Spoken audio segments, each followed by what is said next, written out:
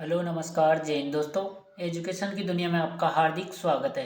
आप देख रहे हैं द विकास संस्कृत शो, जिसमें हम चर्चा करने वाले हैं स्वर व व्यंजन की और उनके उच्चारण स्थानों की, और अंत में जो पिछली परीक्षाओं में प्रश्न आए हुए हैं उनकी चर्चा हम करने वाले हैं। तो आइए करते हैं आज की कक्षा की शुरुआत। देखो, हम अध्ययन करने वाले किसका, वर्ण का या अक्षर का, और इसमें भी पहले स्वर का फिर व्यंजन का। और यह अध्ययन भी हम दो प्रकार से करेंगे, एक तो माहेश्वर सूत्र के अनुसार और दूसरा पाणिनीय शिक्षा के अनुसार। किसके अनुसार? पाणिनीय शिक्षा के अनुसार। पहले हम ये जान लेते हैं कि वर्ण या अक्षर किस कहते किसे हैं, फिर इनका भेद जानेंगे किसके अनुसार, माहेश्वर सूत्र फिर पाणिनीय शिक्षा के अनुसार। तो जो भाषा की निम्नतम इकाई है वो अक्षर को कहा गया है, यानी भाषा की जो सबसे छोटी इकाई है वो क्या है, अक्षर है, सबसे छोटी इकाई। नक्षरति इति अक्षर है, यानी जिसका शरण न किया जाए वही क्या है, अक्षर। यानी जिसका शरण न किया जाए या और विभाजन न किया जाए या जिसके और टुकड़े न किए जा सके वही क्या है, अक्षर है। नक्षरति इति अक्षर है। अब जो अक्षर और वर्ण है इनमें क्या अंतर होता है, अक्षर और वर्ण में? यानी जब मैं केवल उच्चारित करूं किसको, वर्ण, जैसे ए ई उ क ख ग च ट, तो केवल मैं उच्चारित कर रहा हूं, केवल बोल रहा हूं। जो ध्वनि रूप में है वो तो क्या कहलाएंगे, अक्षर कहलाएंगे।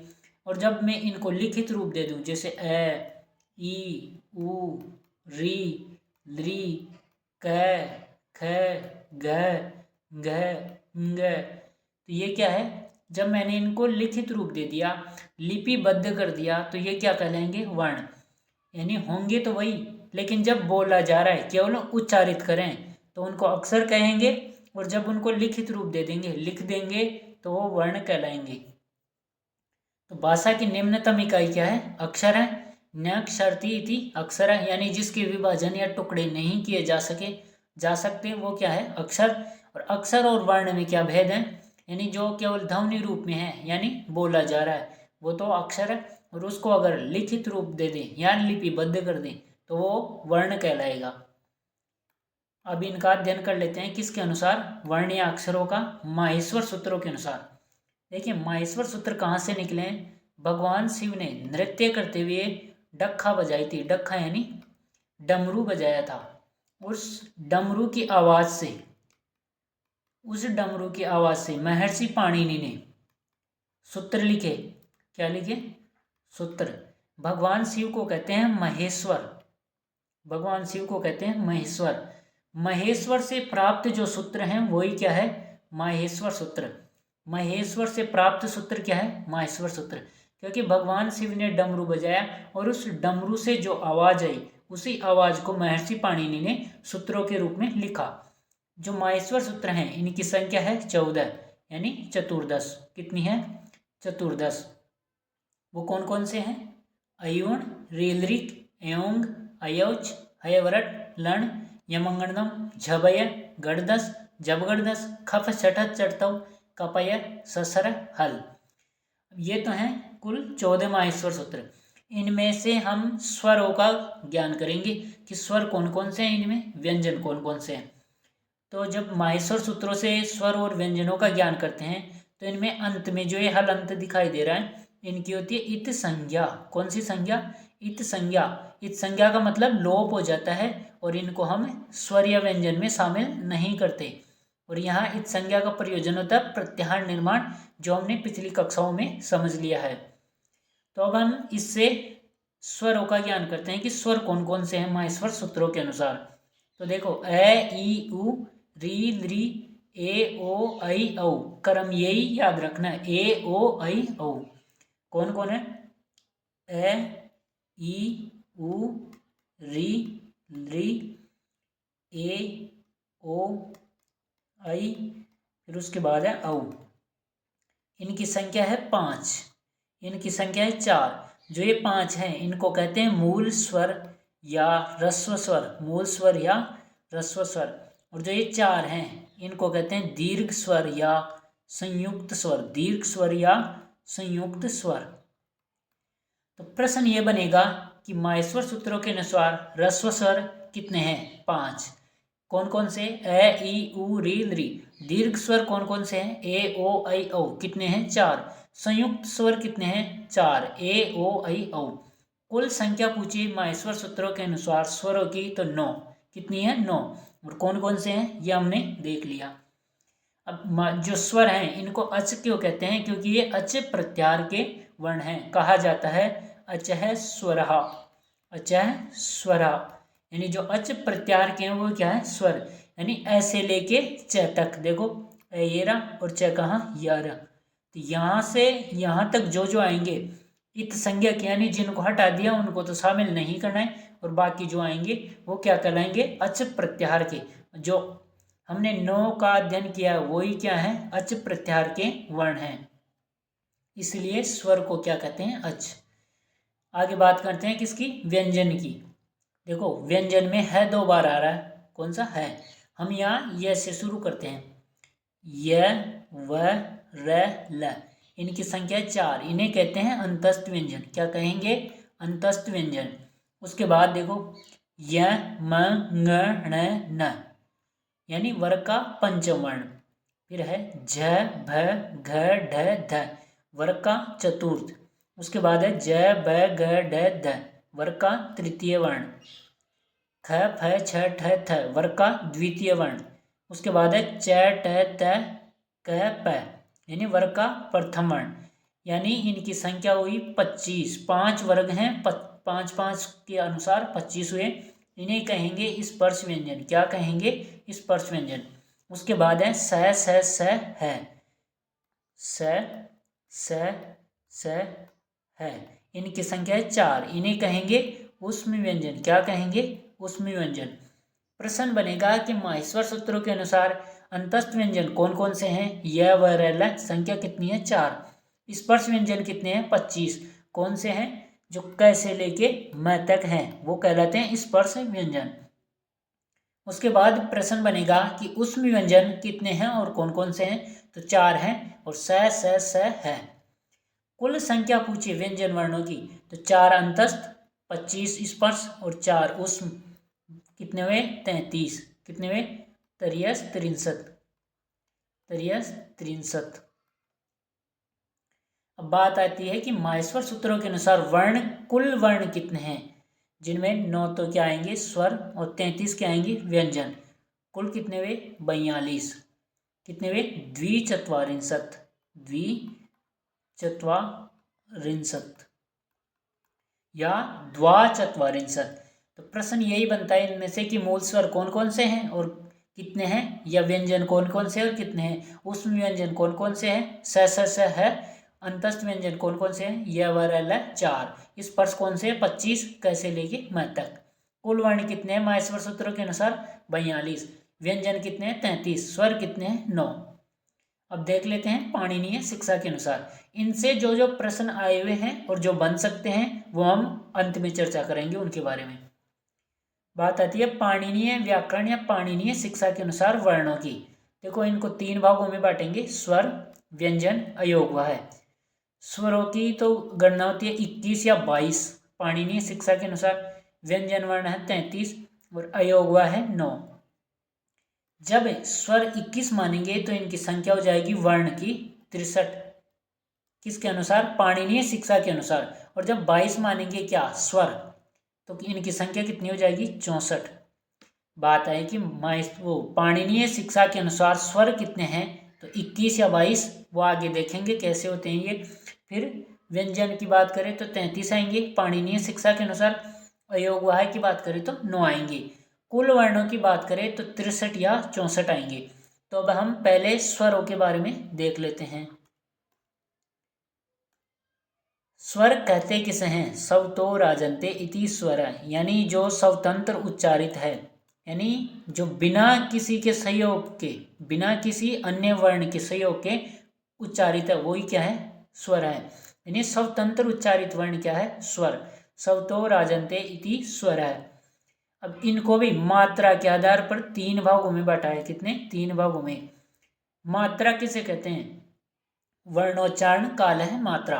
यानी जो वर्ण है उसका उच्चारण का जो काल है, उच्चारण का काल, और वर्ण भी कौन सा, स्वर, स्वर के जो उच्चारण का काल यानी समय, काल यानी समय है, वही क्या कहलाएगा, मात्रा। जैसे कोई स्वर है ए, इसको उच्चारण करने में एक मात्रा जितना समय लग रहा है तो इसे कहेंगे ह्रस्व। क्या कहेंगे, ह्रस्व। जैसे स्वर है आ, इसको उच्चारण करने में 2 मात्रा जितना समय लग रही है तो इसे कहेंगे दीर्घ। जैसे यह है प्लुत, प्लुत ए, इसको 3 मात्रा जितना समय लग रहा है उच्चारित करने में, औ औ, तो 3 मात्रा जितना समय लग रहा है तो इसे कहेंगे प्लुत। इसीलिए कहा गया है कि एक मात्रिक ह्रस्व है, यानी जिसमें एक मात्रा जितना समय लगेगा वो ह्रस्व कहलाएगा, और जिसमें 2 मात्रा जितना समय लगेगा वो दीर्घ कहलाएगा, और जिसमें 3 मात्रा जितना समय लगेगा वो प्लुत कहलाएगा। 3 मात्रा जितना। जो ये प्लुत है इसका चिन्ह होता है इस तरह का। तो अब देख लेते हैं कि पाणिनीय शिक्षा के अनुसार ह्रस्व कौन कौन से हैं।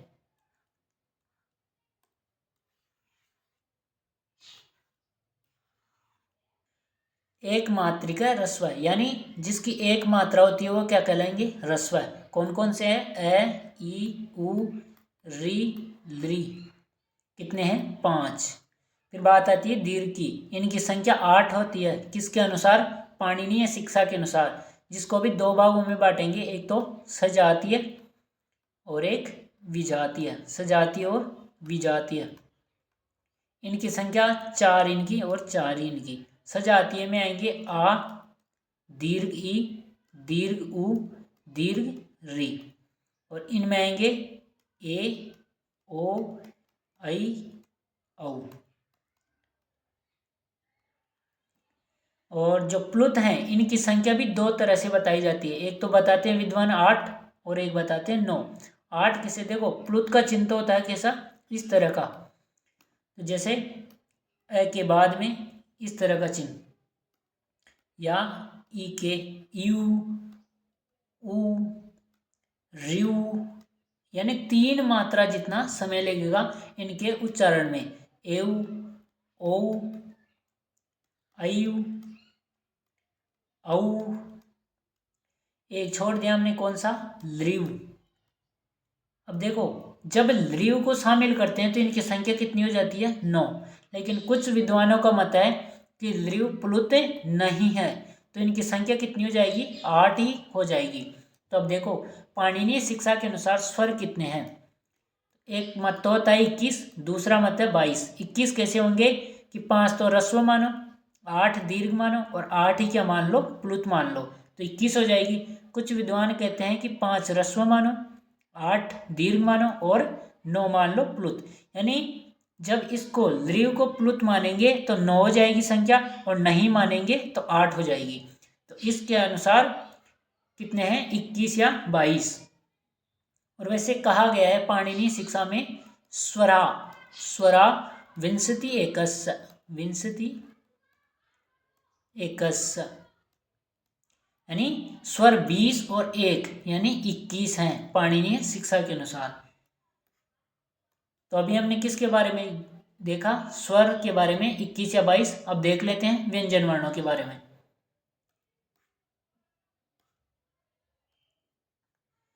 सबसे पहले ये जान लेते हैं कि व्यंजन कहते किसे हैं। स्वरम अनुयोज्यम इति व्यंजनम, स्वरम यानी स्वर को, अनु यानी पीछे, और योज्यम यानी जोड़कर, यानी स्वर को जोड़कर जिनका उच्चारण किया जाए, स्वर को पीछे जोड़कर जिनका उच्चारण किया जाए वो क्या है, व्यंजन है। व्यंजनम च अर्धमात्रिकम, यानी व्यंजन अर्धमात्रिक होते हैं, इसलिए न अंतरेण अचम, न अंतरेण अचम व्यंजनस्य, व्यंजनस्य उच्चारणम, उच्चारणम अपि संभवति, अपि संभवति। अंतरेण यानी बिना, अचम यानी स्वर के, बिना स्वर के व्यंजनस्य उच्चारणम अपि, व्यंजन का उच्चारण भी नहीं है संभव, संभव नहीं है।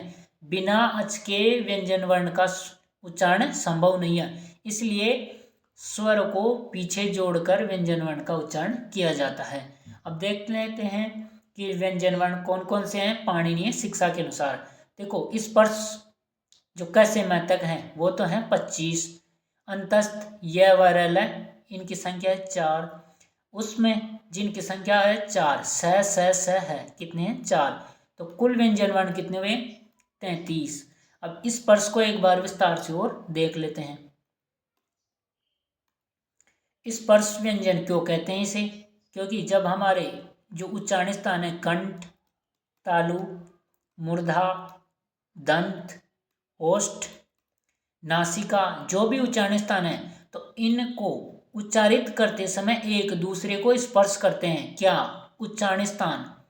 तो इसीलिए इनको कहते हैं स्पर्श व्यंजन।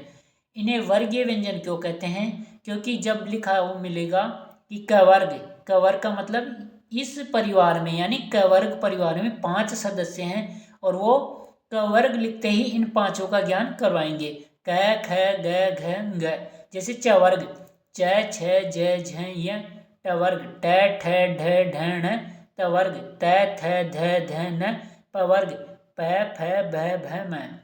तो इसीलिए यानी ये अपने अपने वर्ग का ज्ञान करवाते हैं, इसलिए इन्हें वर्गीय व्यंजन भी कहते हैं। फिर आती है उदित वर्ण। उदित का मतलब है जिसमें उत की क्या हुई हो इत संज्ञा। इत का मतलब लोप यानी जिसको हटाया गया हो। जैसे कु है, कु में क और इसमें शामिल है उ, इसको अनुनासिक मान करके इसकी इत संज्ञा की गई है। तो इसमें उ की इत संज्ञा की गई, इसलिए इसे कहा गया उदित वर्ण। जैसे कु, चु, टू, तू, पु। अब ये ध्यान रखना जहां भी कु लिखा हुआ मिले वो भी अपने पांचों सदस्यों के बारे में बताएगा। क, ख, ग, घ, ङ। च वर्ग में च, छ, झ, झ, य। ट वर्ग में भी ट, ठ, ढ, ढ, ण। तू में भी त, थ, ध, ध, न। और पू का मतलब भी प, फ, भ, भ, म। इन सभी के बारे में बताएगा, इसलिए इन्हें कहा जाता है उदित वर्ण। बात आती है यय की। यय का क्या है? जैसे हम माहेश्वर सूत्र पढ़ते हैं यम, गण, न, म। फिर उसके बाद है जाके आगे पढ़ते हैं हम क, प, य। तो इस य से शुरू हो, न्य से शुरू हो, फिर इस तक यानी य से लेके य तक जब इनका अध्ययन करते हैं तो पहले वर्ग का पंचम वर्ण आता है, फिर चतुर्थ, फिर तृतीय, फिर द्वितीय, फिर प्रथम वर्ण। यानी इस प्रकार ये 25 जो व्यंजन वर्ण है उनका ग्रहण करवाता कौन? यय प्रत्याहार। तो इसीलिए इन्हें यय प्रत्याहार के वर्ण भी कहते हैं। फिर कहा गया है कि कार्यो मावसाना स्पर्शा, यानी क आदि से मैं अवसान तक, मैं अवसान यानी क आदि यानी प्रारंभ तो कहाँ कैसे, और अवसान का मतलब होता है क्या होता है? विराम। यानी इस तक मैं तक, कैसे लेकर मैं तक जो जो आएंगे वो क्या कहलाएंगे? स्पर्शा, स्पर्श व्यंजन कहलाएंगे। कादियो मावसाना स्पर्शा, क आदि से मैं अवसान यानी कैसे लेकर मैं तक क्या कहलाएंगे? स्पर्श। इनकी संख्या कितनी होती है? 25। कितनी होती है? 25। हमने किसकी बात की है? स्पर्श व्यंजन वर्णों की। अब देख लेते हैं अंतस्थ और उष्म के बारे में भी। बात आती है किसकी? अंतस्थ व्यंजन वर्णों की। इन्हें कहेंगे यण प्रत्याहार के, और इन्हें अर्ध स्वर भी कहा जाता है। क्या कहा जाता है? अर्ध स्वर। किसको? य, व, र, ल, इनको कहते हैं अर्ध स्वर। देखो इनके बारे में कहा जाता है यणो अंतस्था, यानी जो यण प्रत्याहार के हैं वो क्या है? अंतस्थ व्यंजन है। क्या है? अंतस्थ व्यंजन।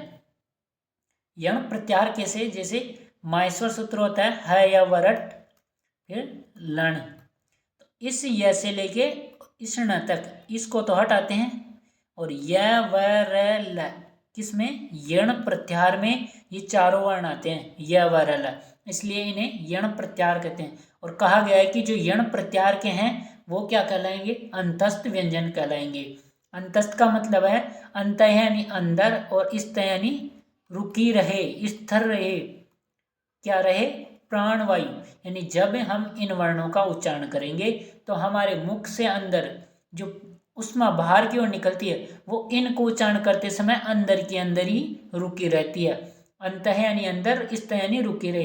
इनका उच्चारण करेंगे तो प्राणवायु अंदर की अंदर ही रुकी रहेगी। उसके बाद है उष्म व्यंजन, सल प्रत्याहार के व्यंजन। सलह उष्माण, यानी जो सल प्रत्याहार के हैं वो क्या कहलाएंगे? उष्म व्यंजन। जैसे हम माहेश्वर सूत्र पढ़ते हैं, स र ह ल, इस स से इस ल तक इनको तो हटाएंगे। फिर देखो स और है, ये चारों आ रहे हैं स है, तो इन्हें क्या कहेंगे? उष्म व्यंजन। इनको उष्म व्यंजन इसलिए कहते हैं क्योंकि जब भी इनका उच्चारण करते हैं तो मुख से प्राणवायु बाहर की ओर निकलती है, तो इन्हें क्या कहेंगे? उष्म व्यंजन। कौन कौन से? 4 हैं, स है। अभी जो अंतस्थ हैं और उष्म हैं, अंतस्थ तो कितने हैं? 4। कितने हैं? 4। और उष्म कितने हैं? 4। इसमें तो कौन कौन है? य व र ल, और इसमें है स है। तो य से लेके ह तक कुल संख्या कितनी हुई? 8। इन 8 को कहते हैं यादि वर्ण। क्यों कहते हैं? क्योंकि यह आदि में है। आदि का मतलब होता है प्रारंभ में। कहाँ है? प्रारंभ। तो यादि मतलब यह प्रारंभ में है। वो कितने हैं? 8। यादि वर्ण कितने? 8। इनके लिए कहा गया है यादियो हिष्टो स्मृता, यानी यादि वर्ण 8 समझने चाहिए। कितने? अष्ट। कितने? अष्ट समझने चाहिए। क्या? यादि वर्ण य व र ल स है। कितने हुए? 8। तो हमने किस किस का अध्ययन कर लिया? स्पर्श, अंतस्थ और उष्म व्यंजन वर्णों का। और हम यहाँ चर्चा कर रहे थे किसकी? स्वर की 21-22, फिर प्लुत की वो व्यंजन वर्णों की 33, जिसमें अंतस्थ कितने देखे हमने? अंतस्थ हैं 4। फिर स्पर्श कितने हैं? 25। और उष्म कितने हैं? उष्म व्यंजन 4। कुल कितने में? 33। और यहाँ देखा था हमने पाणिनि शिक्षा के अनुसार ह्रस्व तो थे कितने? 5। फिर दीर्घ थे 8। कितने? 8, जिसको 2 भागों में बांटा था, सजातीय और विजातीय, जिनकी संख्या कितनी? 4, और इनकी भी 4। उसके बाद हमने देखा था प्लुत। प्लुत में 8 तो थे, और जब ल्यू को भी मानेंगे, किसको? इसको भी, तो इनकी संख्या कितनी हो जाएगी? 9 हो जाएगी। किसकी? प्लुत की। अब बात कर लेते हैं 9 अयोगवाह कौन कौन से हैं। अयोगवाह के लिए कहा गया है कि नास्ति योग है अक्षर समामनायसु ते अयोगवाह, यानी जिसका योग किसमें नहीं है? अक्षर समामनायसु। हमने जब माहेश्वर सूत्र पढ़े थे तो इनका अन्य नाम बताया था हमने। क्या बताया था? अक्षर समामनायसु या वर्ण समामनायसु। क्या बताया था? अक्षर समामनायसु या वर्ण समामनायसु। वर्ण समामनायसु। तो किसका? माहेश्वर सूत्रों का। और भी बताया था हमने, शिव सूत्र जाल, चतुर्दश सूत्र। तो यहाँ कहा गया है कि नास्ति योग है जिनका योग अक्षर समामनायसु यानी माहेश्वर सूत्रों में नहीं है, वे क्या है? अयोगवा है। यानी हम जो 9 अध्ययन करेंगे अयोगवा वर्ण, उनका उल्लेख माहेश्वर सूत्रों में नहीं है, वो केवल पाणिनीय शिक्षा में है। देख लेते हैं कौन कौन से हैं। पहला है अनुस्वार। अनुस्वार, जैसे अनुस्वार का चिन्ह होता है इस तरह, ये हमेशा अनुस्वार और जो विसर्ग होता है ये हमेशा स्वर के पर में लगते हैं। पर यानी बाद में। कहाँ लगते हैं? पीछे, स्वर के पीछे लगते हैं, ऊपर या नीचे नहीं लगते। यानी जैसे इस तरह चिन्ह लगा हुआ है, ये ऊपर नहीं है, ये किसी न किसी स्वर के पीछे है। जैसे अ के पीछे है, ये किसके स्थान पर हुआ है? म के स्थान पर अनुस्वार हुआ है, इसलिए ये इस अ के पीछे है। और अ क्या है? स्वर है। तो हमेशा जो भी अनुस्वार या विसर्ग होगा वो स्वर के पीछे लगेगा। तो अम में ये इस तरह का अनुस्वार, जैसे बालकम में अनुस्वार, रामम में अनुस्वार। तो अनुस्वार क्या है? एक अयोगवाह वर्ण है। उसके बाद चर्चा करते हैं किसकी? विसर्ग की।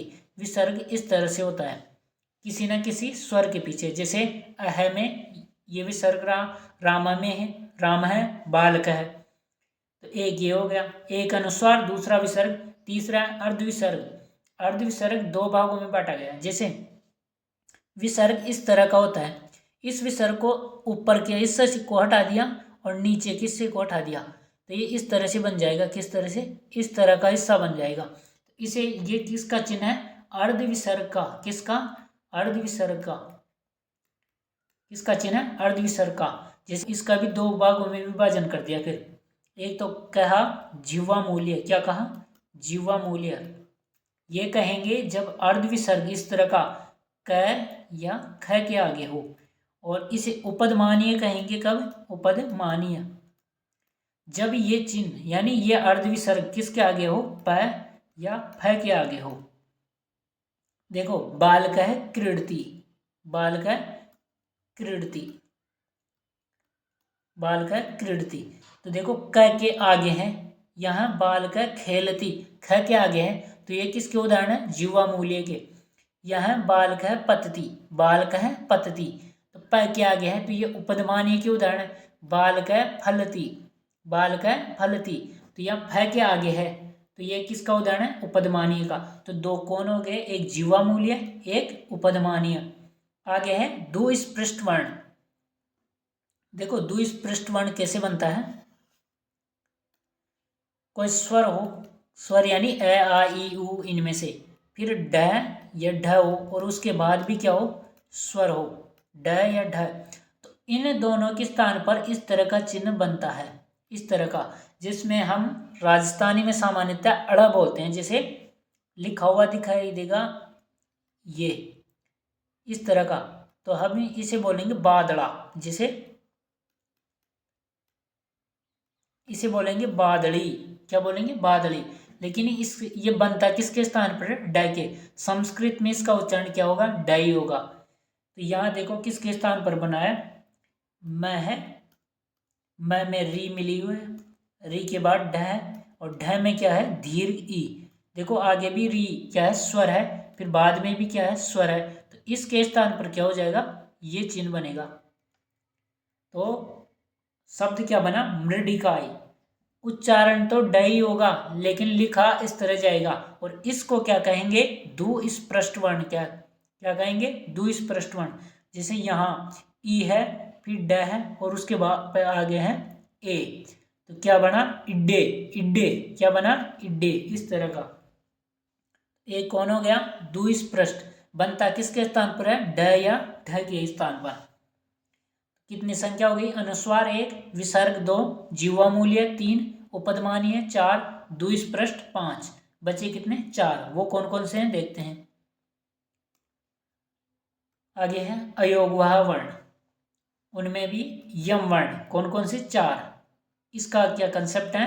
देखो, किसी भी वर्ग का प्रथम, द्वितीय, तृतीय और चतुर्थ वर्ण हो, और 1 के सामने 1, 2 के सामने 2, 3 के सामने 3 और 4 के सामने 4। यानी प्रथम वर्ण के सामने प्रथम वर्ण, द्वितीय के सामने द्वितीय, तृतीय के सामने तृतीय और चतुर्थ के सामने चतुर्थ, यानी उसके आगे हो। और इसके बाद में किसी भी वर्ग का क्या हो? पंचम वर्ण हो, पांचवा वर्ण हो। तो जो ये द्वितीय वर्ण होगा, यानी जो दूसरा वाला होगा, वो क्या कहलाएगा? यम वर्ण। जैसे उदाहरण प्लक्कनी। देखो क है, प्रथम वर्ण है, फिर प्रथम वर्ण है, और फिर क्या है? पंचम वर्ण है। न क्या है? वर्ग का पंचम वर्ण। तो जो ये दूसरा वाला क है, ये क्या कहलाएगा? यम वर्ण। उसके बाद है छककनतु। तो यहाँ पर द्वितीय वर्ण है ये भी, और ये भी द्वितीय। उसके बाद क्या है? वर्ग का पंचम वर्ण। तो ये सेकंड वाला ख है, ये क्या कहलाएगा? यम वर्ण। अगग्नि में ग है, तृतीय व्यंजन है, उसके बाद तृतीय, फिर पंचम वर्ण है। ये पंचम वर्ण किसी भी वर्ग का हो सकता है, लेकिन जो ये द्वितीय है, सेकंड वाला है, वो क्या कहलाएगा? यम वर्ण। जैसे गगनंती, गगनंती, तो ये कौन सा है? चतुर्थ, उसके बाद चतुर्थ, फिर पंचम। तो ये वाला क्या कहलाएगा? घ। ये कहलाएगा यम वर्ण। इन्हें क्या कहेंगे? यम वर्ण। अब देखो उदाहरण प्लक्कनी। इसमें कौन सा यम वर्ण होगा? इसमें कोई भी यम वर्ण नहीं है, क्योंकि जो ये क है, इस क में अ मिला हुआ, फिर क्या है? क है, फिर क्या है? पंचवर्ण है। तो ये क बीच में नहीं होना चाहिए था। देखो यहाँ डायरेक्ट ही होना चाहिए इन्हीं के अनुसार। जो हमने ऊपर उदाहरण देखे उनमें एक में भी किसी में भी स्वर नहीं था, डायरेक्ट थे, यानी प्रथम के बाद प्रथम था। यहाँ आ रहा है इसलिए ये उदाहरण नहीं होगा। फिर है प्लगी, यानी प्रथम वर्ण लेकिन यह चतुर्थ आ गया तो ये भी उदाहरण नहीं होगा। फिर है चककनुदु, प्रथम वर्ण वर्ग का, फिर द्वितीय, फिर पंचम वर्ण, तो ये एक के बाद एक होना चाहिए या दो के बाद दो, तो ये भी उदाहरण नहीं होगा। फिर है अगग्नि, पर तृतीय व्यंजन, फिर आगे तृतीय व्यंजन लेकिन उसमें अ मिला हुआ है। क्या मिला हुआ है? अ। फिर पंचम है तो यहाँ भी स्वर नहीं होना चाहिए, यानी क्रम इसी तरह हो, वर्ग का प्रथम, फिर प्रथम के सामने प्रथम और किसी भी वर्ग का पंचम। तो ये चार उदाहरण किसके हैं? यम वर्ण के। और यम वर्ण कौन कौन से हैं? कुम, खुम, घुम, घुम। कौन कौन से? कुम, खुम, घुम, घुम। यानी वर्ण का द्वितीय रूप हो, वर्ण का द्वितीय मतलब डबल रूप हो, वर्ण का डबल रूप हो और उसमें भी द्वितीय वर्ण हो। जो सेकंड बार आ रहा है वो क्या कहलाएगा? यम वर्ण कहलाएगा। लेकिन उनके बीच में कोई भी स्वर नहीं होना चाहिए। और क्या होना चाहिए? 1 2 3 4 के बाद 1 2 3 4 और किसी भी वर्ग का पंचम वर्ण। तो इनकी संख्या कितनी है? 4। कितनी है? 4। अयोगवाह कितने हो गए? 9।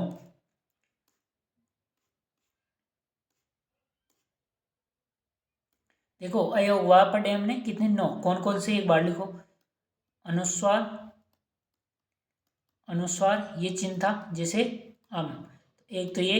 दूसरा विसर्ग, विसर्ग का चिन्ह था इस तरह जैसे है। फिर है जीवामूल्य, क्या था? जीवामूल्य, ये अर्ध विसर्ग था क के और ख के आगे। उसके बाद है उपदमानीय, क्या था? उपदमानीय, ये था अर्ध विसर्ग किसके? प और फ के आगे। फिर देखा हमने दुस्पृष्ट वर्ण, दुस्पृष्ट वर्ण, ये किस तरह का था? इस तरह से, और बना किसके स्थान पर? ढ या ढ के स्थान पर। उसके बाद 4 क्या पढ़े हमने? यम वर्ण, क्या देखे थे? यम वर्ण कौन कौन से? कुम, खुम, घुम और घुम। इनका क्या कंसेप्ट था? 1 2 3 4 के सामने 1 2 3 4 हो, फिर क्या हो? वर्ग का पंचम वर्ण हो, तो ये वाला क्या कहलाएगा? यम वर्ण कहलाएगा। तो कितने हो गए? 1 दुस्पृष्ट, 4 यम, 5 अनुस्वार, विसर्ग, जीवामूल्य, उपदमाने। कितने हुए? 9। इनका टोटल करेंगे तो क्या आएंगे? 63 या 64। यह है पाणिनीय शिक्षा के अनुसार हमने जो 63 या 64 पढ़े उनका सभी का सारणीवार वर्गीकरण किया गया है। आप एक बार स्क्रीनशॉट ले लीजिए। स्वर 21 या 22, ह्रस्व 5, ए ई उ री री, दीर्घ 8, सजातीय 4, आ ई उ री, विजातीय 4, ए ओ ऐ औ, प्लुत 8 है 9, ए ई उ ऋ लृ एव, ये क्या? एव, क्या है? एव, ओ, अयु, औ, इस तरह से उच्चारण होगा। फिर अयोग हुआ है कितने? 9। अनुस्वार, विसर्ग, जीवामूल्य, उपदमानीय, यम वर्ण 4, फिर दुस्पृष्ट 1। फिर आगे व्यंजन वर्ण। स्पर्श तो कितने? 25 कैसे? म तक। अंतस्थ कितने? 4, यह वरल है उसमें कितने? 4, स है। संख्या जोड़ेंगे तो 21 के अनुसार तो 63 होगी, 21 33 और 9 63, 22 33 और 9 कितने? 64। ये किसके अनुसार वर्गीकरण है? पाणिनीय शिक्षा के अनुसार। अब हम देखेंगे कि इनके अनुसार भी हम कुछ वर्ण पढ़ते हैं, वो कौन कौन से हैं? वो वर्ण है, हम देखते हैं क्ष, त्र, ज्ञ, श्र। देखो इनका निर्माण 2 व्यंजन वर्णों के संयुक्त रूप में होता है, यानी मिश्रण से होता है। जैसे श में क्या शामिल है? क, और इसमें शामिल है श, और आगे है अ। तो ये क और श से मिलकर बना है, इसलिए इन्हें क्या कहेंगे? संयुक्त व्यंजन वर्ण। क्या कहेंगे? संयुक्त व्यंजन वर्ण। जैसे त्र है, इसमें त, फिर र और आगे जुड़ा हुआ है अ। तो ये किससे शामिल है? किससे बना हुआ है? त और र से। ज, ये बना हुआ है ज से, और य उसमें भी अ, यानी दो व्यंजन वर्णों के मिश्रण से इनका निर्माण होता है, इसलिए इन्हें संयुक्त व्यंजन वर्ण कहते हैं। फिर है श्र। श्र में क्या आएगा? स और र, और उसमें भी अ। तो इसलिए मुख्यतः इन चार का ही प्रयोग होता है संस्कृत वर्णमाला में ज्यादातर।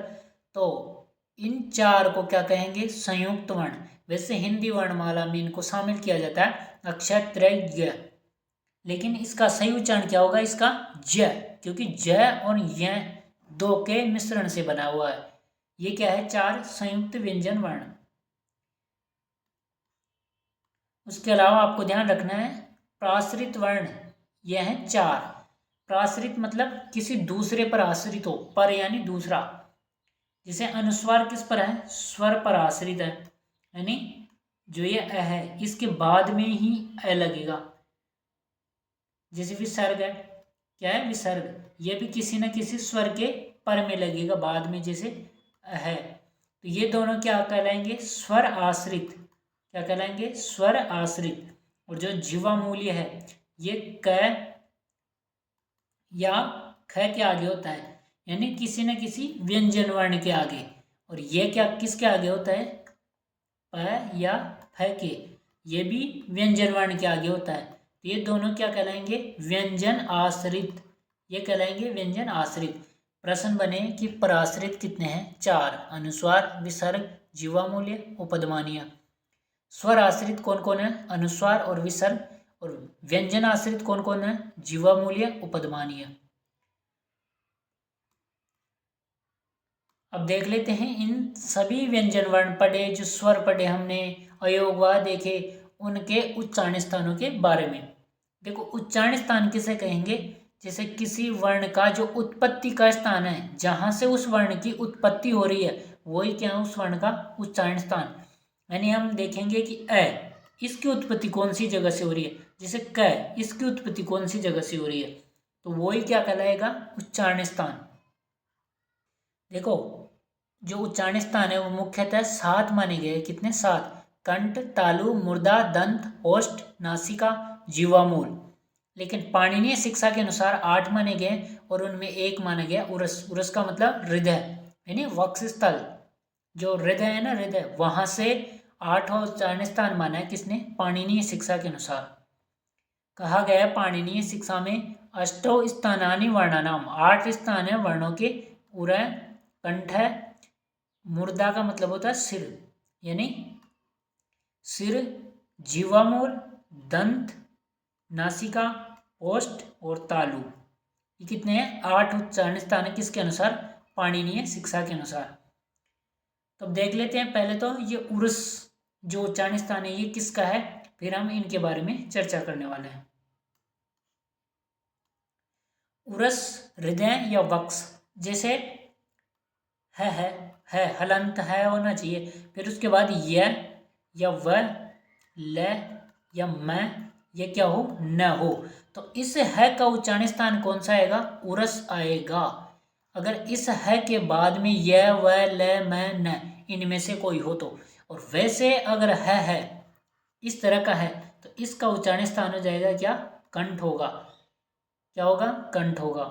अब देखो जो बाह्य है, यहाँ है, और है के बाद में क्या है? य। यहाँ क्या है? आह्वान में है और वह। आहलादन में क्या है के बाद क्या है? ल है। या ब्रह्मा में क्या है के बाद मैं है। या चिन्ह में क्या है के बाद क्या है? न। देखो है के बाद ये रहा। बाह्य में, आह्वान में वह आ रहा, आहलादन में ल है, ब्रह्मा में मैं है, और चिन्ह में न है। तो जो ये है इसका उच्चारण स्थान क्या कहलाएगा? उरस, हृदय या वक्ष स्थल। अब और अन्य उच्चारण स्थान देख लेते हैं।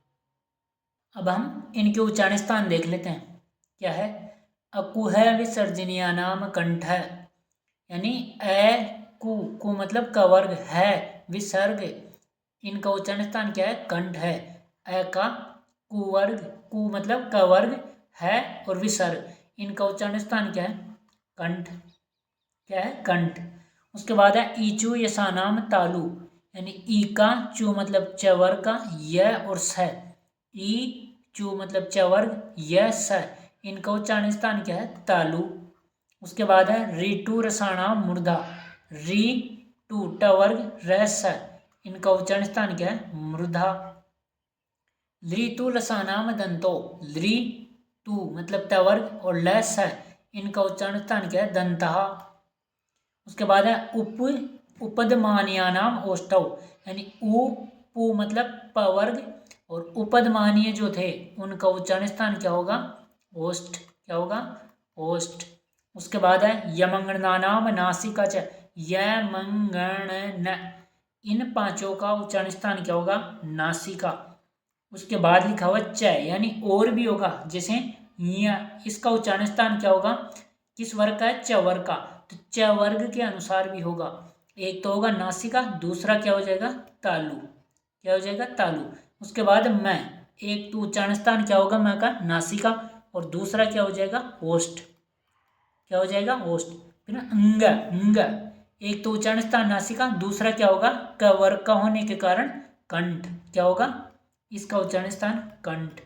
उसके बाद है न, किस वर्ग का है? ट वर्ग का।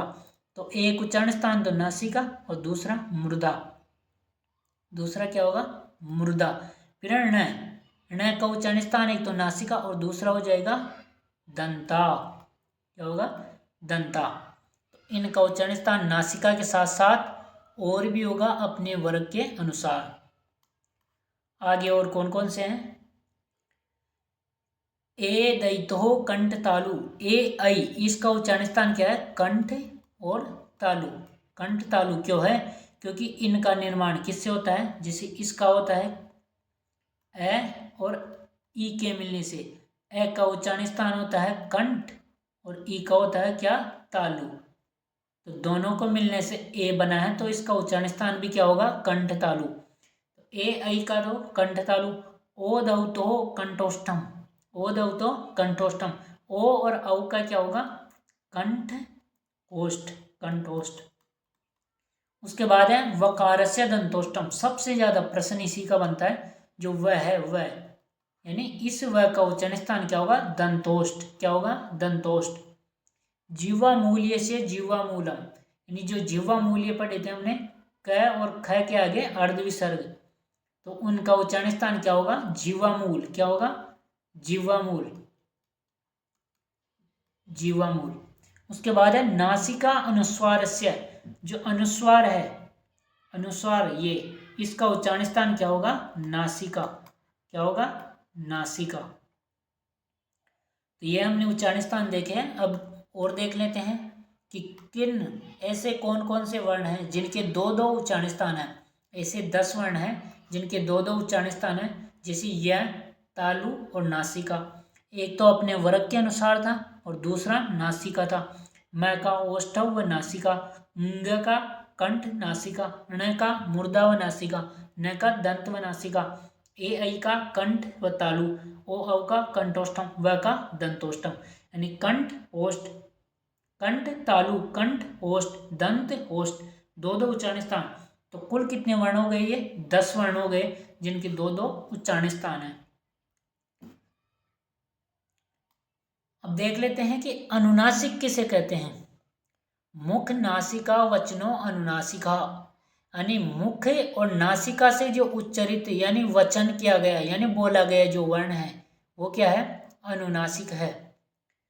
प्रश्न ये बने कि नासिका के सहयोग से कौन कौन उच्चरित होता है, किस किस को बोला जाता है, किस किस का उच्चारण स्थान नासिका है। तो यमंगणनम 5 तो ये, फिर जो हमने माहेश्वर सूत्र या पाणिनीय शिक्षा में स्वर पढ़े थे 9, उन स्वरों को अनुनासिक मान लिया जाता है इत संज्ञा करते समय। तो 9 तो ये हो गए। जब इनको अनुनासिक माना जाएगा तो इनका उच्चारण स्थान क्या हो जाएगा? स्वरों का नासिका। उसके बाद पढ़ा गया है कि यवलहा द्विधा, य व ल ये क्या है? द्विधा, यानी य व और जो ल है ये 2 तरह से उच्चारित होंगे। जब ये इस तरह से होंगे तो इचुए सा नाम तालु, वकारस्य दंतोष्ठम, वकारस्य दंतोष्ठम, और लृतुलसा नाम दंता, लृतुलसा नाम दंता। इसका एक तो ये हो गया। लेकिन जब ये अनुनासिक हो यानी इस तरह का चंद्र बिंदु लगा हुआ हो तो इनका उच्चारण स्थान क्या होगा, नासिका हो जाएगा। तो इनकी संख्या कितनी है, 3। फिर है 4 यम वर्ण। हमने 4 यम वर्ण पढ़े थे, कुम खुम घुम घुम। देखो हमने उदाहरण देखा था चकक नतु।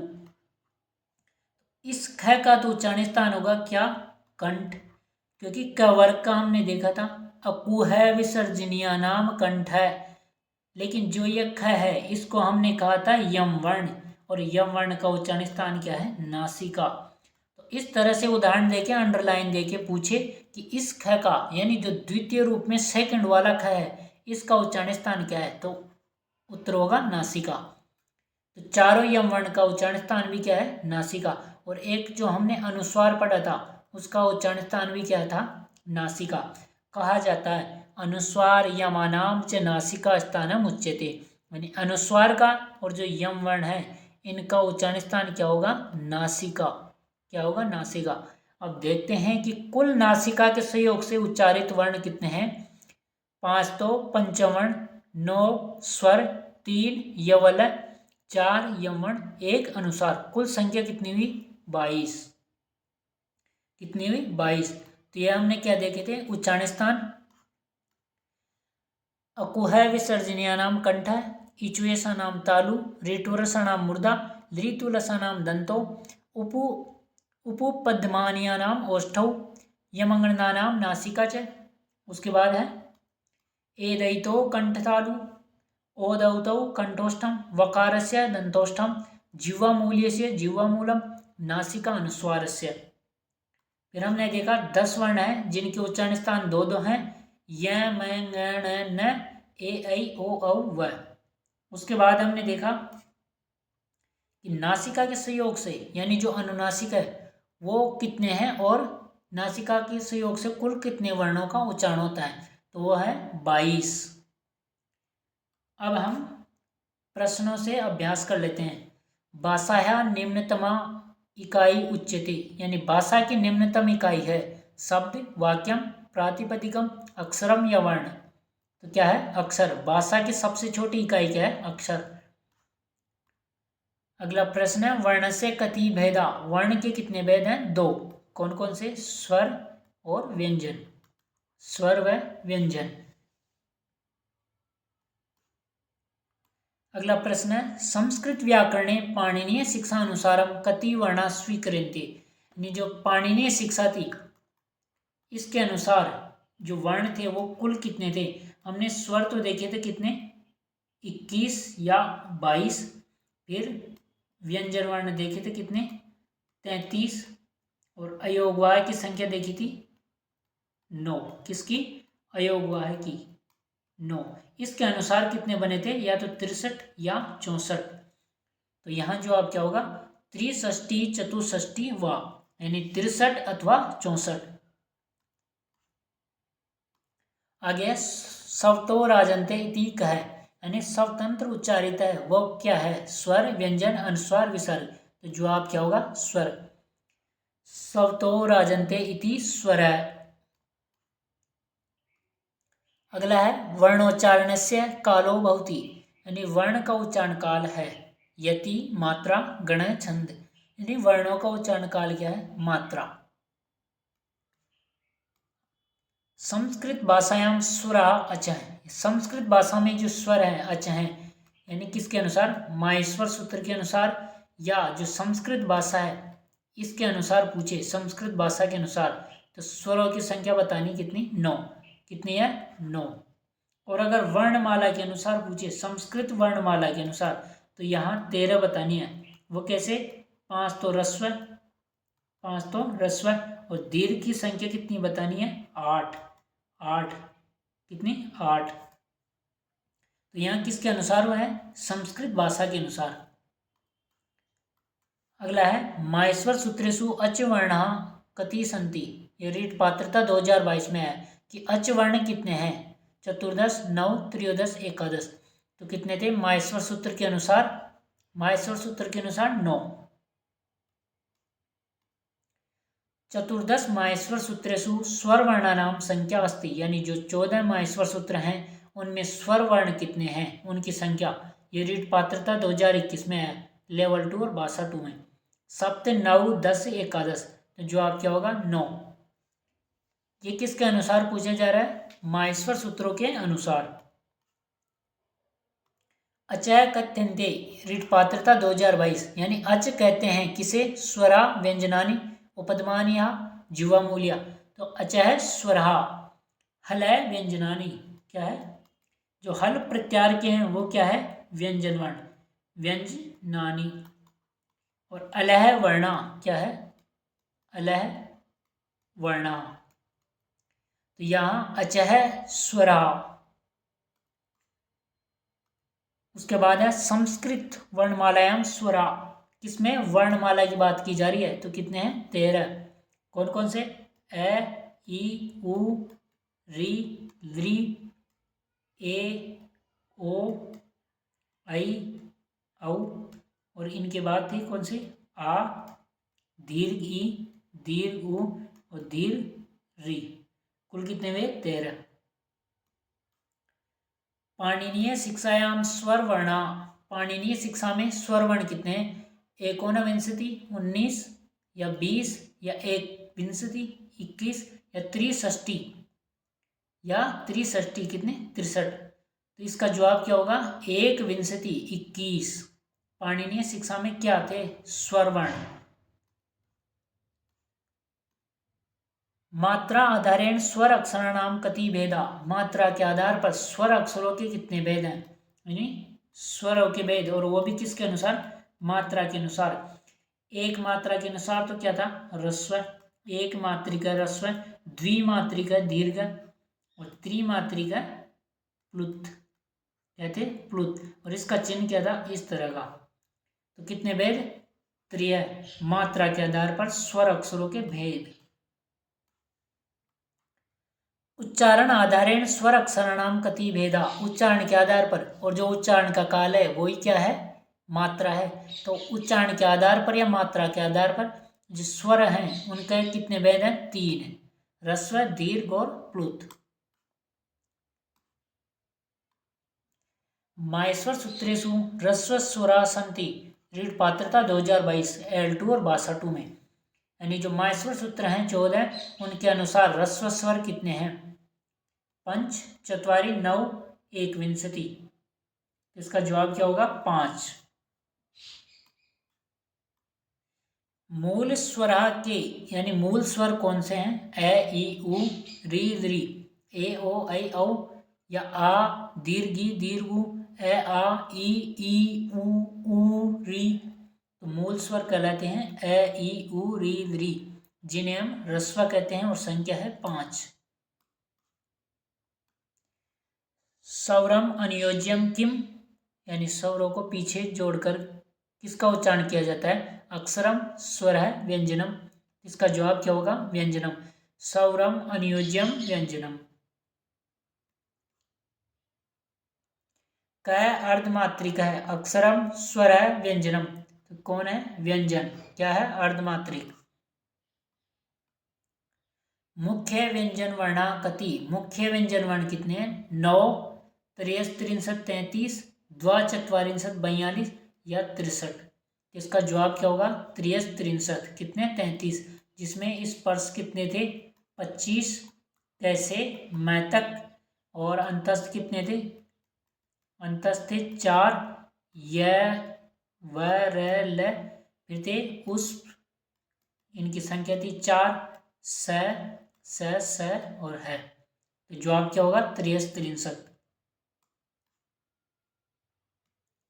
पाणिनीय शिक्षा अनुसारम स्वर भिन्ना कुल वर्णा, पाणिनीय शिक्षा में जो स्वर से भिन्न है, यानी स्वरों को हटा दे तो कुल वर्ण कितने हैं।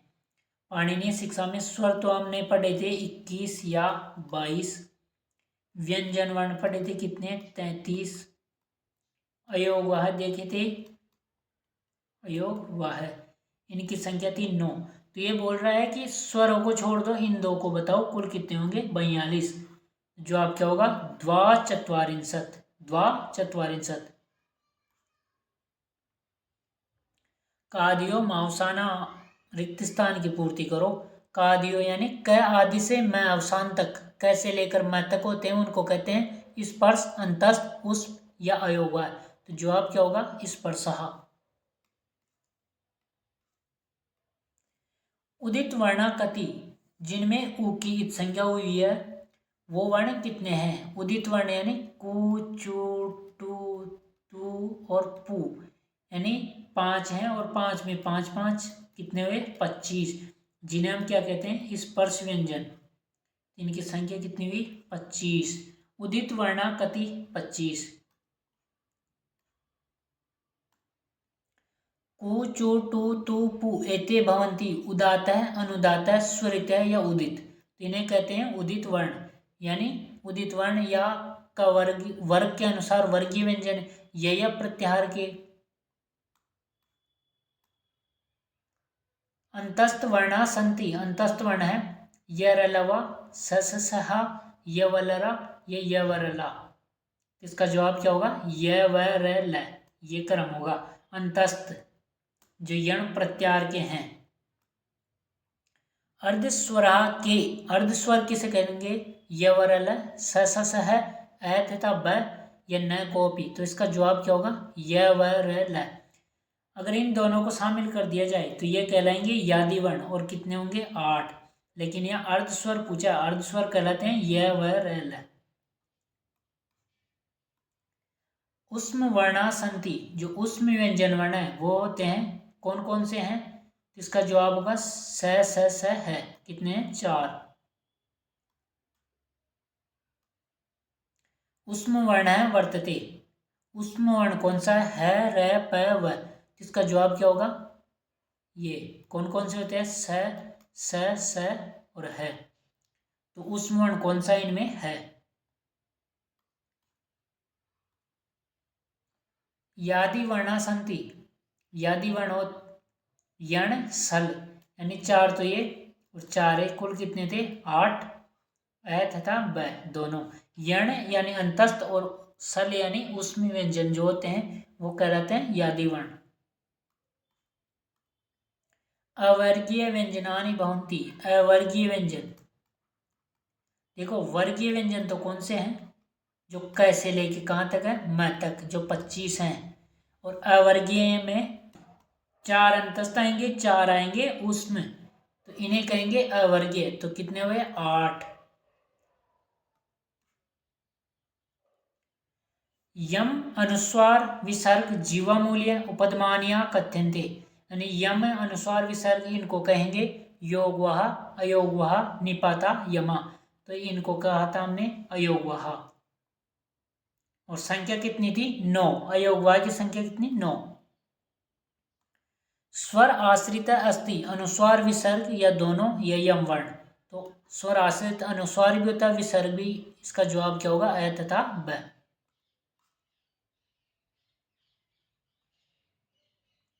व्यंजन आश्रित वर्णा संति, जो व्यंजन आश्रित वर्ण है वो है जीवामूल्य, उपदमानीय या अ तथा ब दोनों या अनुस्वार। जीवामूल्य उपदमानीय दोनों ही है। किस पर आश्रित? व्यंजन वर्ण पर आश्रित। ककारात पूर्व अर्ध विसर्ग है बहुती, ये कह रहा है कि जो क से और ख, तो जो ये क से आगे अर्ध विसर्ग है ये कहलाएगा, क्या कहलाएगा? जीवामूल्य। और जब प के आगे हो या फ के आगे हो तो वो क्या कहलाएगा? उपदमानीय। यहाँ ककारात पूर्व पूछा है तो इसका जवाब क्या होगा? जीवामूल्य।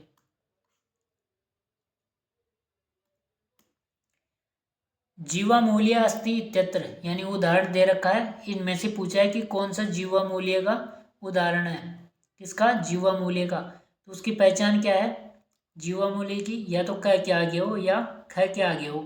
तो यहाँ देखो क के आगे है यह, इसका जवाब क्या होगा? पंडितः कथ्यति। यहाँ प के आगे है तो ये किसका? उपदमानीय का। यहाँ फ के आगे है तो ये भी किसका? उपदमानीय का उदाहरण होगा। जीवामूल्य का पंडितः कथ्यति। निम्नांकेतेषु द्विस्पृष्टवर्ण अस्ति, द्विस्पृष्टवर्ण कौन सा है? ड, ढ या जीव, जीवामूल्य या उपदमानीय। तो इसका जवाब क्या होगा? ये ड़ बोलते हैं हम राजस्थानी में तो, और वैसे डई बोला जाता है ये। यवला भवंती, यवला होते हैं यानी य व ल, ये होते हैं दो प्रकार के होते हैं ये। एक तो अनुनासिक होते हैं और एक सामान्य जो वर्णमाला पढ़ते हैं उसके अनुसार। तो यवला द्विधा। वर्णस्य उत्पत्ति स्थानम किम उच्यते, वर्णों की उत्पत्ति स्थान को क्या कहते हैं? उच्चारण स्थान, प्रयत्न, स्पर्श, संधि। उच्चारण स्थान क्या कहते हैं? उच्चारण स्थान। संस्कृत वर्णमालाया उच्चारण स्थानानि वर्तन्ते, जो संस्कृत वर्णमाला है उसके उच्चारण स्थान है। आरपीएससी सेकंड ग्रेड 2014 में पूछा गया 9, एकादश, सप्त या 5। जवाब क्या होगा? सप्त। संस्कृत भाषायाम कति उच्चारण स्थानानि, तो इसका जवाब क्या होगा? 7। संस्कृत भाषा में कितने हैं? 7। उच्चारण स्थानानि कति लघु कौमुदी आधारित, लघु कौमुदी है ना जो वरदराज आचार्य की है, वरदराज आचार्य द्वारा लिखी गई है, इसके अनुसार उच्चारण स्थान कितने हैं? वरदराज आचार्य के अनुसार उच्चारण स्थानों की संख्या कितनी आएगी? 7। कितनी आएगी? 7। आगे है प्रश्न है पाणिनीय शिक्षा अनुसारम उच्चारण स्थानानि, यानी पाणिनीय शिक्षा के अनुसार, तो इसके अनुसार थे 8, और 8वां कौन सा देखा था हमने? उरस का। और उरस भी किसका है के बाद क्या हो? य हो, वह हो, ल या म हो या न हो। तो इस है का उच्चारण स्थान क्या होगा? उरस। उरस मतलब वक्ष स्थल या हृदय, या हृदय। उरय इत्यस्य अर्थोस्ति, उरय का अर्थ है कंठ, मुर्दा, वक्ष स्थल या दंत। तो क्या जवाब होगा? वक्ष स्थलम। अकुह विसर्जनीयानां रिक्तस्थान इत्येषां उच्चारण स्थानम अस्ति, इसमें कहा गया है अ का, कु मतलब कवर्ग, और विसर्ग उसके बाद है, इनका जो उच्चारण स्थान है वो क्या है? कंठ। क्या है? कंठ। तो जवाब क्या होगा? कंठ है। यह आरपीएससी सेकंड ग्रेड 2018 में आया।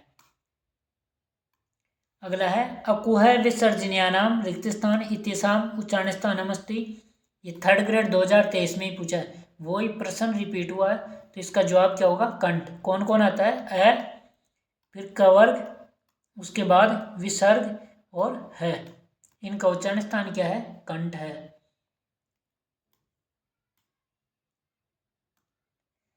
अ क ख घ घ एतेषाम उच्चारण स्थानम किम, यह आरपीएससी सेकंड ग्रेड 2015 में है कि अ का, ख ख ग घ, इनका उच्चारण स्थान क्या है? कंठ है। घ कारस्य उच्चारण स्थानम अस्ति, रिट पात्रता 2022 में आई है, तालु, मुर्दा, नासिका, कंठ। तो इसका जवाब क्या होगा? कंठ है।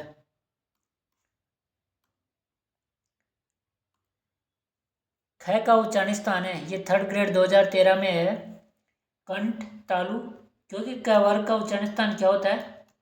क वर्ग का होता है कंठ। इसका जवाब क्या हो जाएगा? कंठ। विसर्ग का क्या है?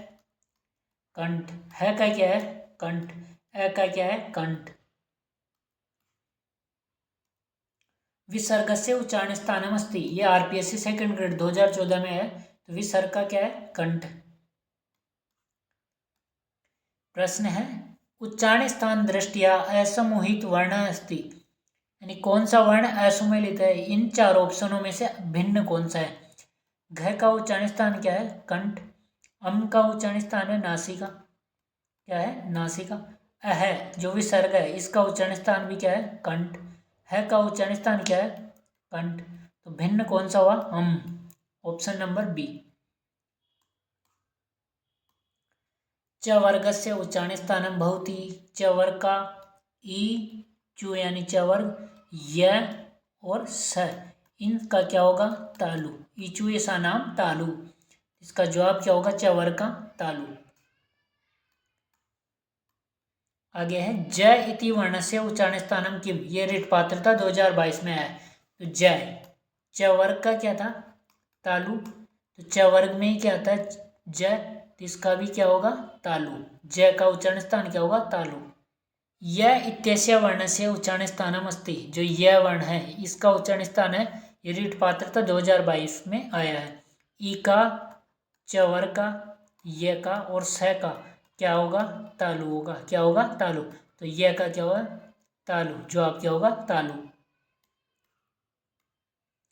ईकार से उच्चारण स्थानम अस्ति, ई, चू, य और स, इनका क्या है, तालु।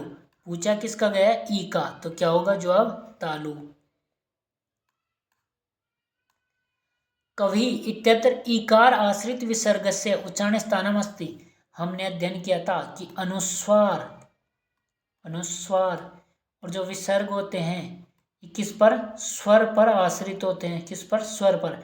यहाँ विसर्ग के बारे में बात की गई है कि जो कवि ही है इसमें ई के बाद में जो विसर्ग है इसका उच्चारण स्थान क्या होगा।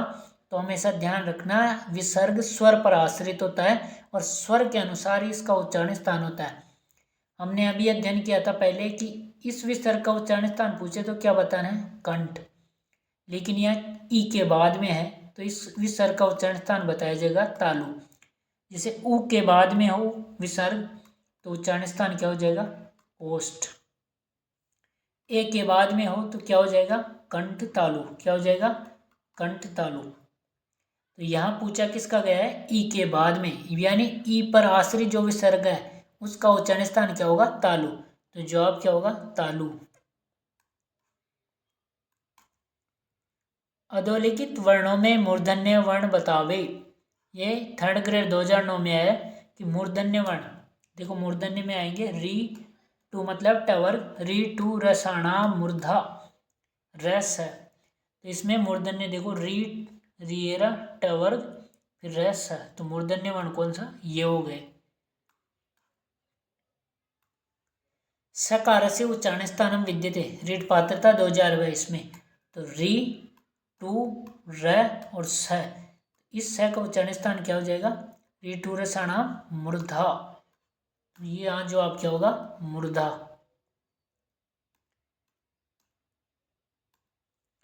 रकार से उच्चारण स्थानम विद्यते, जो र है इसका उच्चारण स्थान कौन सा है। ये एक बार तो आया रीट पात्रता 2021, फिर आया 1st ग्रेड 2022 में। अभी हमने देखा री, टवर्ग, र और स, इनका उच्चारण स्थान क्या है, मूर्धा। क्या है, मूर्धा। यह किसका पूछा है, र का। ट वर्ण का उच्चारण स्थान है, ट वर्ण का, ये भी 3rd ग्रेड 2013 में आ चुका है। किस किस का, री का, ट वर्ग का, र का और स का, इनका उच्चारण स्थान क्या है, मूर्धा। तो किसका, ट का। तो जवाब क्या होगा, मूर्धा। री वर्ण से उच्चारण स्थानम वर्तते, री, ट वर्ग, र और स, तो क्या बताना है, मूर्धा बताना है। क्या बताना है, मूर्धा। यहाँ जवाब क्या होगा, मूर्धा।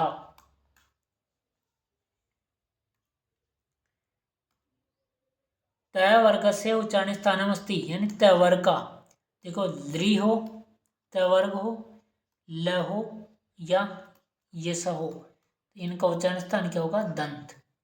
यहाँ किसका पूछा, त वर्ग का, क्या जवाब होगा, दंतः। यह आरपीएससी 2nd ग्रेड 2014 में आ चुका है। निम्न वर्णानाम उच्चारण स्थान संदर्भे समुचितम विकल्पम चिनुत, यानी उचित विकल्प कौन सा है इनमें से। एक तरफ उच्चारण स्थान दे रखे हैं और उनके उच्चारित होने वाले वर्ण। यह आरपीएससी 2nd ग्रेड 2022 में है। देखो अ, ग, न, लेकिन न नहीं आएगा कंठ में। य, म, ग, यहाँ ज नहीं आएगा नासिका में। री, तू, ल, सा, नाम, दंता, ये सही है। री, टू, र, स, ये स नहीं आता इसमें। कौन सा वाला आता है, ये वाला स मूर्धन है। तो यहाँ उचित विकल्प कौन सा है, ली, तुला, सा, नाम, दंता। ली कार से उच्चारण स्थानम अस्ति, जो ली है ना, ली, इसका उच्चारण स्थान कौन सा है, ली, तुला, सा, नाम, दंता। ली, त वर्ग और ल, यस है, इनका उच्चारण स्थान क्या है, दंता।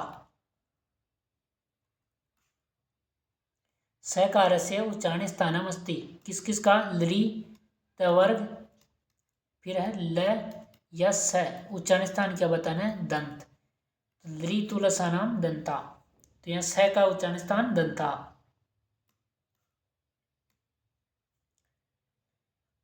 प वर्णस्य उच्चारण स्थानम अस्ति, देखो किस किस का, उ का, प वर्ग का, और जो उपदमानीय थे, उपदमानीय कौन से, प के आगे या फ के आगे अर्ध विसर्ग, इन सभी का उच्चारण स्थान क्या बताना है आपको, ओष्ठ बताना है। क्या, ओष्ठ। तो प वर्ण का उच्चारण स्थान क्या है, ओष्ठौ। उ स्वर से उच्चारण स्थानम अस्ति, उ का क्या होगा, ओष्ठ। उ का, प वर्ग का, और जो उपदमानीय है इनका उच्चारण स्थान क्या होगा, ओष्ठ। क्या बताना है, ओष्ठ। प वर्ण से उच्चारण स्थानम किम, कौन सा, उपदमानीय जो है अर्ध विसर्ग वाला, उसका उच्चारण स्थान क्या होगा, ओष्ठौ। उपदमानीय का देखो कौन कौन से, उ, प वर्ग, जो उपदमानीय है, उपदमानीय, इन सभी का क्या है, ओष्ठ। क्या है, ओष्ठ, ध्यान रखना, ओष्ठ। क उपदमानीय, यानी इनमें से कौन सा उपदमानीय है, ये या क या प या अर्ध विसर्ग वाला जीवा मूल्य, और ये कहलाएगा उपदमानीय। किसके आगे, क या फ के, प या फ के आगे हो। जीवामूलीय वर्ण से उच्चारण स्थानम भवति, जो जीवामूलीय वर्ण है कौन सा, ये अर्ध विसर्ग वाला, तो इनका उच्चारण स्थान कौन सा होगा, जीवामूलम। क्या होगा, जीवामूलम।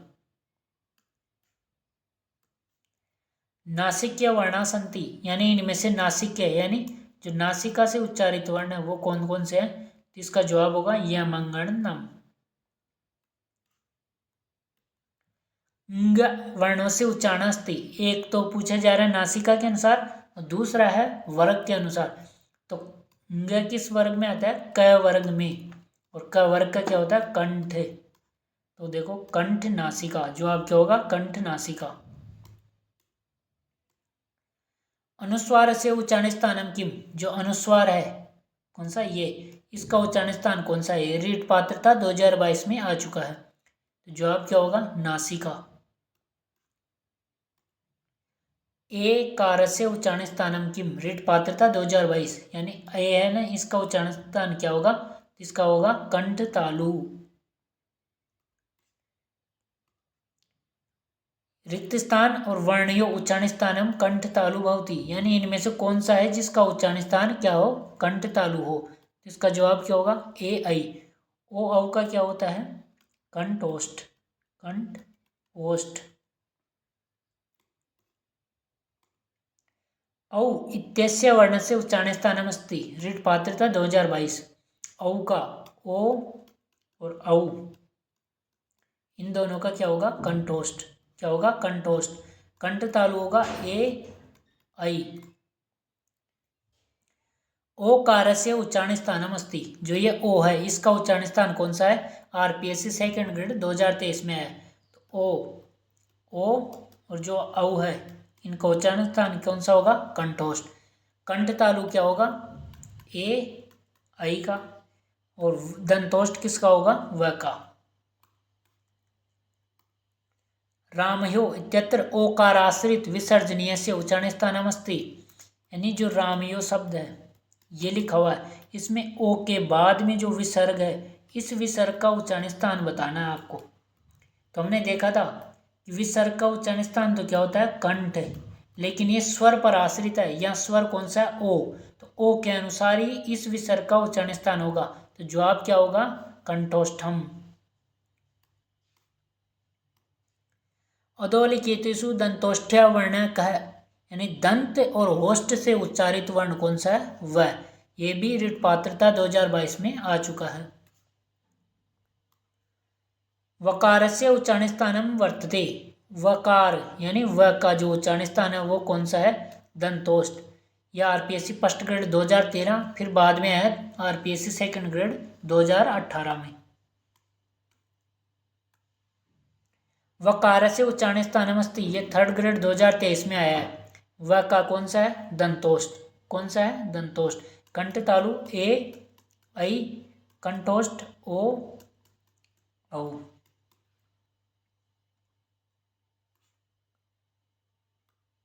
कति वर्णानाम उच्चारण स्थान द्वयम, यानी कितने वो उच्चारण स्थान है जिनके दो हैं। कौन कौन से? य, म, ग, ण और न। उसके बाद है ए, ऐ, ओ, औ और व। इनका तो एक तो क्या हो गया? नासिका, एक तो हो जाएगा नासिका।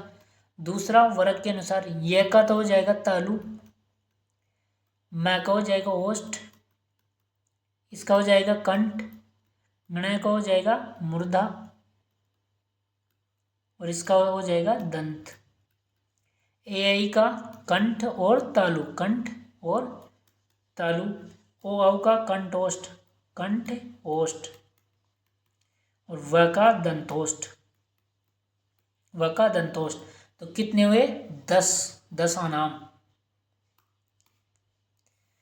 वीडियो उपयोगी लगा हो तो अन्य के साथ भी शेयर कीजिए। अभी तक आपने चैनल को सब्सक्राइब नहीं किया है तो कीजिए और वहां बेल आइकन दबाकर ऑल सेलेक्ट कर लीजिए ताकि नया वीडियो आते ही आपके पास सूचना पहुंच जाएगी। वीडियो को अंत तक देखने के लिए आपका बहुत बहुत धन्यवाद। सत्यमेव जयते। भारत माता की जय। राम राम सा।